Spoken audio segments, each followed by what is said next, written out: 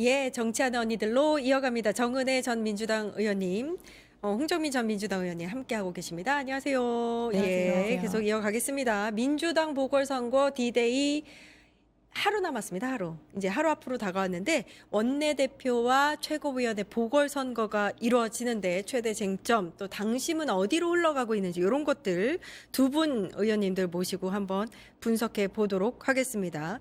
원내대표부터 좀 한번 볼까요? 토론회 보니까 요즘 핫한 이슈 중에 하나인 김병기 원내대표 사퇴 관련해서 4명 중에 3명이 김병기 탈당에 찬성을 했습니다. 한 명이 이제 박정 의원이 반대를 한 걸로 제가 알고 있는데 요거 어떻게 보세요? 분석을 좀 해주시죠. 네, 일단은 특히 뭐 이번 원내대표 선거 같은 경우는 저는 그 대통령실과의 균형을 지킬 수 있는 분, 그리고 지금 이런 뭐 내란이나 이런 세력의 위기 국면에서 민주당이 어떤 태도를 취하느냐, 그리고 사실 민주당 내부에 있는 리스크를 어떻게 관리하느냐가 굉장히 중요한 예. 이제 원내대표의 자질이라고 보여집니다. 그리고 특히 정당의 윤리와 신뢰 이것들을 어떻게 회복할 것인가. 그래서 이것을 덮고 가는 것이 아니라 다시 정리하고 새롭게 나아가는 방향으로 가야 되는데, 아마도 그 박정 의원님도 약간 뭐 조건부로 뭐 얘기를 한 것 같아요. 그 윤리심판원의 결과를 보고 뭐 이렇게 결정을 하겠다라고 했는데, 중요한 것은 지금 이 상황에서 저는 사실 조금 국민 여러분께 개인적으로는 조금 송구한 마음이 많습니다. 저는 지금 민주당에 벌써 24년째 제가 당원으로 또 당직자부터 시작해서 이제 또 국회의원까지 지내게 되는 굉장히 좀 감사한, 어떻게 보면 제 고향 같은 곳인데, 사실 뭐 주변에 그런 얘기들이 뭐 들린다였지만 거의 뭐 카더라 수준이 많았지만, 사실 김병기 원내대표 같은 경우는 일단은 뭐 개인적인 부분, 뭐 가족적인 부분, 그 다음에 이제 또 이번에 또 공천원군과 관련된 부분, 이런 것들에 있어서 조금 더 국민들이 민주당에 대한 신뢰를 저버릴 수 있을 그런 일들이 좀 많아요. 그래서 이것들이 지금 뭐 윤리 조사위에서 심판원에서는 다 조사가 되겠지만, 그럼에도 불구하고 저는 그 선당 후사라는 말을 참 좋아합니다. 뭐 본인이 억울할 수도 있어요. 그러면 그래도 적어도 당에는 피해를 입히지 아니하고, 그리고 본인이 나중에 떳떳하게 다시 돌아올 수도 있는 거거든요. 그래서 민주당이 그렇게 뭐 야박한 당은 아닙니다. 예. 그럼에도 불구하고 지금의 이런 국민들이 이렇게 의심을 하거나 신뢰를 잃어버리는 행동을 좀 지양해야 하지 않을까 싶습니다. 지금 댓글에 봉다리님께서 민주당 당원이신가 봐요. 근데 당원인데 투표하기 싫어서 안 했다. 윤건희와 뭐가 다르냐. 굉장히 뭐 이렇게 강하게 비판을 해주셨습니다. 의원님, 한 말씀 예. 해주셔야 될 것 같아요. 예, 그렇죠. 이제 오늘 아침 9시부터 원내대표 선거를 하라고 이제 투표하라고 예. 톡이 왔더라고요. 그 말씀을 하시는 것 같은데, 지금 아마 김병기 의원님 같은 경우 경찰청 광수단에서 그 핵심 진술을 확보했다. 그 5일부터 계속 고발인 조사하고 증인, 뭐 참고인 또는 피의자 신분으로 조사를 해왔거든요. 그래서 아마 강제 수사가 임박했다라고 되어 있는데, 적어도 수사를 시작하기 전에 뭐 이런 당의 부담이 되니까 탈당을 하건 아니면은 징계가 확실히 나오건 이랬어야 좀 당원분들도 뭐 이해가 됐지 예, 않았을까 싶어요. 예. 그러니까 일각에서는 이 얘기까지 나옵니다. 당대표한테 사실 비상징계권이 있는데 그거 발동해야 되는 거 아니냐. 이런 문제에 대해서 좀 칼같이 선을 그어야 되는 거 아니냐. 이런 얘기가 나오는 거거든요.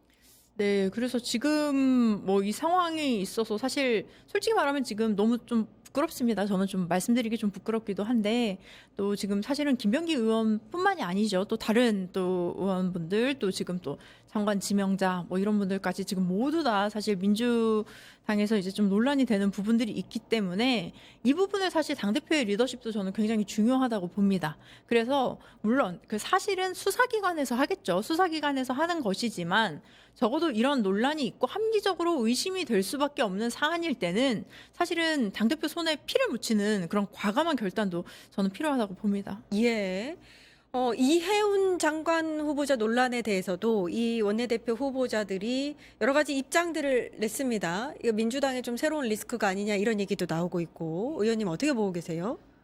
저도 처음에 그 녹취 들었을 때도 좀 충격이었긴 했는데, 그 녹취가 이제 계속 연일 또 나오고 있지 않습니까? 예. 뭐 처음에는 IQ가 한 자리냐부터 시작해서 최근에는 똥오줌도 못 가리냐 뭐 예. 이런 얘기도 나오고, 그런데 그런 부분이 사실은 그 뭐 형사적으로도 뭐 강요나 모욕이 되고 그런데 그런 의혹 외에도 예. 최근에 뭐 부정 청약도 있고 부동산 투기 의혹까지 예. 덧붙여져서 아 이런 부분이 국민들 보시기에 참 힘들겠구나 뭐 이런 생각은 많이 듭니다. 예. 네.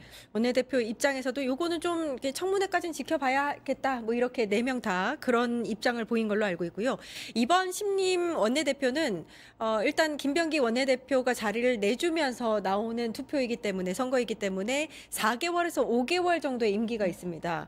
요게 그 임기가 연장될 수 있을 거라고 보세요? 연임할 수 있을 거라고 보세요? 일단 뭐 진성준 의원 같은 경우는 본인은 뭐 그쵸, 안 하겠다. 4개월만 하겠다 뭐 예. 이렇게 얘기를 하기도 했는데 실제로 저는 4개월이 그렇게 짧은 시간이 아니라고 봅니다. 오. 정말 정치인에게 4개월은 정말 우리 정치 생물이라고 하잖아요. 예. 그 시간에 우리가 그런 얘기하죠. 크로노스와 카이로스가 있다. 그래서 약간 이 시간 자체가 굉장히 임팩트하게 정말 깊게 들어갈 수 있는 시기이기 때문에 리더십을 보여주기에 저는 충분한 시기다. 특히 국회 일정이나 이제 개혁 입법의 속도를 어떻게 내느냐, 그리고 당내의 갈등을 이런 문제들을 어떻게 해결하느냐가 저는 국민 여러분들이 보시기에 충분히 판단할 수 있을 것 같고 그 이후에 뭐 연임을 하느냐 안 하느냐 재신임을 얻느냐 이 문제는 저는 분명히 우리가 국민 눈의 시선에서 그리고 국민의 여론을 통해서 확인을 할 수 있을 거라고 봅니다. 일단 너무 임기가 짧으니까 그리고 지선을 잘 치르고 나면 연임할 가능성이 좀 높다 이런 얘기도 나오거든요.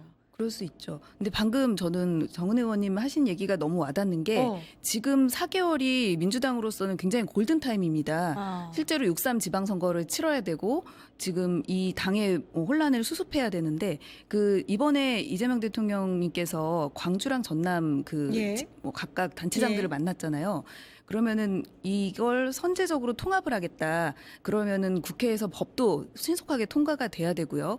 그리고 또 종합특검 그리고 통일교 특검 이런 것도 지금 당장 새로운 원내대표의 과제입니다. 아, 그렇죠. 예. 그래서 저는 4개월이지만 결코 짧지 않다. 그리고 성공적으로 수행하면 그 다음에 연임도 가능하다. 뭐 의원들의 또 동의가 있어야겠죠, 합의가. 예. 그 내부 분위기가 궁금합니다. 누가 유력한지. 박정우 의원 얘기 전 많이 들은 것 같은데. 네, 근데 이제 보통 뭐 의원님도 잘 아시겠지만 이게 표 계산을 하면요. 예. 우리 당 뭐 국회의원이 뭐 100 몇십 명이라고 하면 뭐 표는 뭐 한 몇백 표가 나옵니다. 그래서 누가 찍기로 했대, 누가 찍기로 했대 이렇게 계산이 나오는데 다 더하면 뭐 한 500표 나올 거예요 이번에는. 네, 그렇기 때문에 그 부분을 저희는 이제 항상 단정을 지을 수는 없고 그리고 선거는 항상 정말 그 개표함 열어볼 때까지 모릅니다. 사실은 전날 아니면 몇 시간 전에 무슨 일이 또 생길지도 모르기 때문에 그런 부분에 있어서는 조금 예측은 할 수는 없지만 그럼에도 불구하고 이제 지금 각 후보자들마다 뭐 장점이 다 있어요. 그래서 뭐 어느 지역 출신이라든지 아니면 뭐 정책적인 전문가라든지 그리고 뭐 말씀하신 약간 어떻게 보면 좀 대통령실과의 소통이 가능한다든지 아니면 약간 중도의 입장에서 좀 이렇게 해결할 수 있는 부분들 이런 것들이 다 있는데 저도 사실 결과를 좀 봐야 될 것 같습니다. 예, 당원의 표심이 한 20% 들어가는 거 맞죠? 네, 그렇습니다. 당원들의 마음은 어디로 쏠려 있나요? 당원분들은 사실은 그 지역도 고려를 하고 그리고 이제 어떤 역할을 그동안 했었느냐 뭐 이런 것들도 많이 보고요.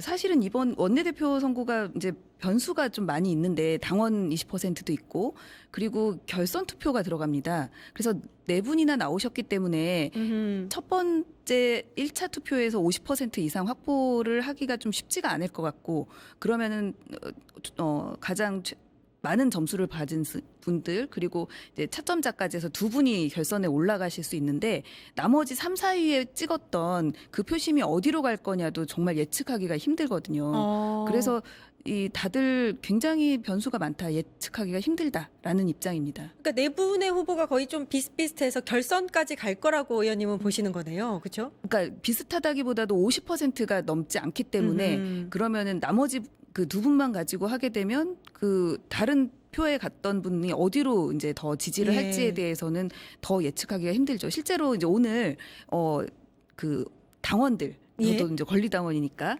당원들한테 온 문자를 보면은 한두 분을 찍으라는 게 아니라 이제 최고위원 선거는 2명을 찍으라고 이렇게 예. 왔고, 근데 원내대표 선거는 1, 2, 3, 4 선호하는 선호투표제로 이렇게 찍으라고 왔습니다. 선호투표요. 예, 그래서 결선을 염두에 둔 이거를 문자를 또 보내고 할 수 없기 때문에 예. 의원님들은 모여가지고 계속 이제 다시 투표소에 들어가고 할 수 있지만, 그렇기 때문에 이 부분이 좀 변수가 될 것 같습니다. 그러면은 내일 몇 시쯤이면 결과를 알 수 있을까요? 보통은 결선 없으면 한 번에 끝나면 바로 나오는데 이게 그 결선이 있으면은 어떤 경우는 연설을 다시 하는 경우도 있더라고요. 아, 그래요? 예. 그래서 결선이 원내대표. 있으면 시간이 조금 더 딜레이가 됩니다. 네. 그래서 아. 기다리는 시간이 한 몇 시간, 한두 시간 뭐 이렇게 좀 네. 더 늘어납니다. 저희 방송 시간쯤 결과를 알 수 있을까요? 아, 너무 그러면 이른가요? 가능할 것 네. 같습니다. 2시 반 정도에 뭐 투개표 시작한다고 얼핏 들었으니. 아, 그럼 예. 가능하겠네요. 예. 보통은 사실은 이게 언론사가 이제 5시나 6시쯤 그 마감을 하기 때문에 아마 그 안에는 이제 결과를 이제 내려고 많이 하죠. 네. 최고위원 후보들은 5명에서 일단 4명으로 압축이 됐고, 이렇게 얘기하는 걸 싫어하실 거는 같은데 친청과 친명의 대결 2대2 이렇게 좀 네. 이렇게 모아졌습니다. 결과가 어떻게 나올까요? 일단 뭐 결과도 사실 이번에도 저도 좀 잘 뭐 예측은 할 수가 없는데 사실 근데 최고위원들의 이제 후보분들 자체가 사실 뭐 개인적으로도 다 네 분 다 이제 당에서 그래도 우리 당을 사랑하는 또 어허. 민주당을 사랑하는 그런 마음들이 있는 분들이었기 때문에 그분들이 저는 뭐 어느 분들이 되더라도 뭐 문제 될 분은 일단은 없을 것 같다라는 생각이 좀 듭니다. 예, 어떻게 보세요? 최고위원 선거는? 이번에 최고위원 선거도 정말 치열하게 하셔서 예. 모두 다 이렇게 임기도 짧은 최고위원 선거에 이렇게 열심히 임해주시는 의원님들, 뭐 후보분들 굉장히 좀 존경스럽고요. 그리고 아까 원내대표와 달리 이제 최고위원들은 당원들의 그 표 비중이 50%나 되기 때문에 그렇죠. 예, 전국에 계신 당원분들의 좀 당심이 많이 작용을 할 것 같습니다. 네, 아무래도 이제 뭐 그 언론사에서 저도 보도를 본 거지만 그 호남의 당원분들이 많기 때문에 이제 이성윤 의원님이 조금 유리한 면은 있다라는 예. 뭐 얘기는 있습니다. 그러니까 지금 여론조사 보면은 뭐 다수가 이성윤 의원님이 1위를 달리고 있다. 그래서 거의 이제 뭐 당선이 확실시 되는 것 같고, 나머지 그러니까 2대2 구도에서 누가 더 많은 표를 가져가느냐, 그게 이제 관건입니다. 네, 근데 이것도 조심해야 될 게 이렇게 당원 투표에서는 막 1등으로 달리고 있다는 소문이 나면 1등을 또 안 찍어주세요. 그러니까 아하. 1등은 저분은 되겠지 이렇게 생각을 하고 이제 다른 분들이 뭐 2등, 뭐 3등, 뭐 2등, 4등 막 이렇게 투표를 하시기 때문에 사실은 오히려 1등 같은 경우는 계속 긴장을 늦출 수 없는 상황이긴 합니다. 예, 요거 최고위 이제 선거, 원내대표 선거까지 끝나면 국힘과의 관계 형성도 조금 달라질 것이다 이런 얘기가 나오는데, 토론회에서 보니까 최고위 후보 4명 모두 다 협치는 좀 힘들 것이다. 장동혁 당대표의 영혼 없는 쇄신을 비판하고 뭐 이런 의견들이 나왔네요. 예. 네. 장동혁이 사과를 했죠. 네. 사과를 했는데 정말 뒤늦은 1년도 훨씬 더 지난 정말 때늦은 사과임에도 통렬한 반성조차 없었고, 심지어 그 뭐 사과에 찬물을 끼얹는 아하. 것처럼 이 전환길이 거기다 조건을 붙였단 말이에요. 예. 전환길 뭐 부정선거에 같이 동참해라. 어허. 예, 그리고 윤석열과 절연하면 안 된다. 했는데 거기에 답이 없습니다. 그런 걸 보니까 국민의힘 장동혁 대표와 협치는 정말 불가능할 것 같습니다. 아, 그렇군요. 계속해서 이제 좀 국힘과는 대치 상황으로 가게 될 것이다.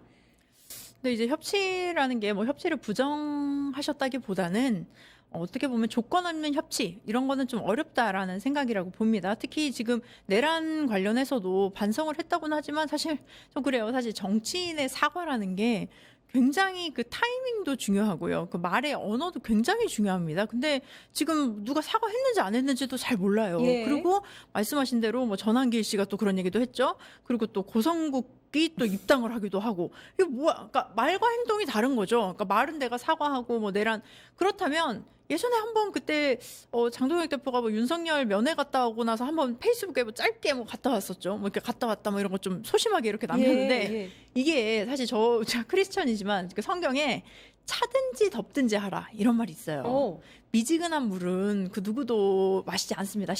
좋아하지 않아요. 예. 근데 지금 보면 국민의힘이 이 과거와의 절연, 단절 이런 것들을 하지 않은 상태에서는 사실은 협치가 쉽지는 않죠. 그렇기 때문에 대통령께서는 계속 어떻게 보면 이제 뭐 색깔 얘기도 하시면서 뭐 파란색도 있고 무슨 색도 있고 뭐 이렇게 얘기를 다 하시지만 그런 통합이라는 것은 이제 대통령님의 시각에서 바라보는 그런 협치가 있을 것이고 이제 또 이제 최고위원이 바라보는 협치가 있을 것인데 지금은 어떻게 보면 그들이 지금 이 상태 그대로다라고 하면은 우리가 거기에 동조하는 게 어떻게 보면 또 내란에 동조하는 거다. 저는 또 그렇게 생각도 합니다. 그럴 수는 있겠네요. 그러니까 상대 같아야죠. 그죠? 그런 면이 없지 않아 있을 것이다. 그러면은 새로 원내대표랑 최고위원들이 이제 뽑히게 되면 어쩌다 보니까 정청래 2기 지도부가 생기는 건데 이게 정청래 당대표한테 득이 될 것이냐, 도움이 되는 길이 될 것이냐, 어떤 지도부가 될 것이냐 이런 얘기들도 있어요. 그건 어떻게 보고 계세요? 뭐 지금 나오신 네 분 후보들이 다 이제 훌륭하신 분들이시어요. 예. 그래서 지금 사실은 이 엄혹한 상황이지 않습니까? 우리 당으로서도. 민주당에겐 지금 그렇습니다. 예, 그래서 아마도 이제 이번 분위기를 어떻게든 쇄신을 하고 이 정청래 당대표 입장에서도 이 새로운 그 최고위원분들과 함께 좀 국민분들께 더 이렇게 공감을 사고 국민분들께 정말 뭐 만약에 우리 당에 뭐 부족한 부분이 있으면 정말 뭐 잘못했다는 부분도 시인을 하고 회신하는 뭐 그런 정말 전화위복이라는 표현을 하셨는데 이 소 잃고 외양간 잘 고치겠다고 하신 정청래 당대표 말을 좀 믿어보고 싶습니다. 어찌 보면 이제 위기 상황에서 누가 되든 정청래 지도부로 똘똘 뭉칠 것이다. 뭐 이렇게 보시는 것 같은데 어떻게 보세요? 네, 일단은 정말 리더십이라는 거는 위기 상황에서 빛을 발하는 거거든요. 사실 평시에는 리더십이 그렇게 작동을 뭐 사실은 뭐 루틴한 일만 해도 상관이 없지만 지금 상황은 사실 저는 위기 상황이 맞다고 봅니다. 예. 내부적으로나 외부적으로나 그런 상황인데 여기에서 어떻게 보면 정부와의 관계를 어떻게 대통령실과의 관계를 어떻게 설정하느냐가 굉장히 중요할 것 같은데 사실은 정청래 당대표를 중심으로 똘똘 뭉쳐야 되는 건 좀 맞다고 봅니다. 하지만 여기서 더 중요한 것은 이제는 청와대와의 관계를 어떻게 설정하느냐, 그리고 얼마나 스무스하게 그런 정책들, 개혁 입법들을 문제 없이 통과시킬 수가 있느냐, 그런 것들도 굉장히 중요할 것 같아요. 그리고 특히 이번에 또 지방선거 공천권이 있지 않습니까? 그래서 특히 광역시도지사 같은 경우는 이제 최고위원회의에서 또 결정을 하게 되는데 뭐 선관위가 있지만요. 그럼에도 불구하고 이런 상황 속에서 지금 우리 당이 정말 부끄러운 일들이 많이 일어나고 있지 않았습니까? 이 상황을 어떻게 시스템으로 막을 것인가, 대비하고 막고 국민에게 보여줄 수 있는 것, 그런 것들을 제시할 수 있는 그런 지도부가 되길 바랍니다. 예, 민주당에게 굉장히 중요한 순간이 찾아왔다 이런 생각이 듭니다. 지금 잘 보내야 될 것 같습니다. 증권봉합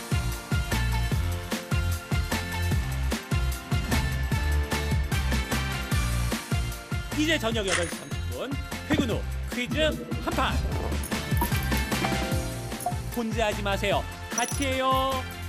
매일 저녁 8시 30분 많은 참여 바랍니다.